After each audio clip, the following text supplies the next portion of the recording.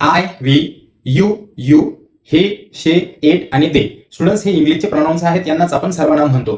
M, is, R या helping वर्बचा किंवा सहाय्यकारी क्रियापदांचा या प्रोनाउन्स सोबत कशा प्रकारे यूज होतो ते आज आपण या ठिकाणी बघणार आहे. हॅलो स्टुडंट्स, मी एपी सर आज तुमचं हेल्पिंग वर्ब आणि प्रोनाउन्सचं कॉम्बिनेशन या ठिकाणी क्लिअर करणार आहे. तर चला बघूया. तर बघा स्टुडंट्स, या ठिकाणी आपण दोघांना पण कॅटेगराईज केलेलं आहे. यामध्ये काही प्रोनाउन सिंग्युलर आहेत, काही प्रोनाउन प्लुरल आहेत. सो यांच्यासोबत एम, इज, आरचा वापर कसा करावा?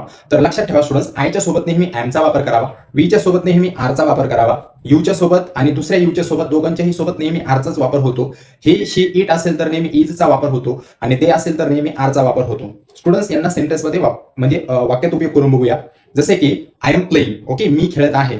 त्यानंतर वी आर प्लेइंग म्हणजे आम्ही सर्वजण यू आर प्लेइंग, एकासाठी तू खेळत आहे. यू आर प्लेइंग सर्वांसाठी तुम्ही खेळत आहात. ही इज प्लेइंग तो खेळत आहे. शी इज प्लेइंग ती खेळत आहे.